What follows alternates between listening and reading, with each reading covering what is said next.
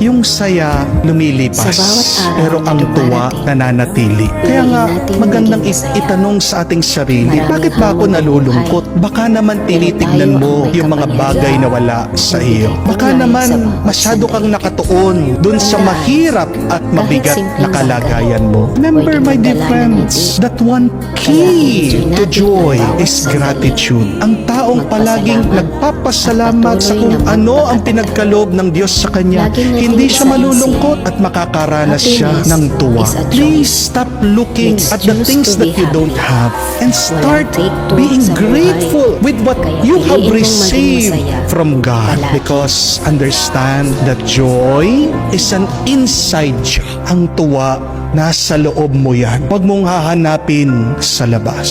Dahil nasa iyong kalooban, mas madali na maranasan mo yan.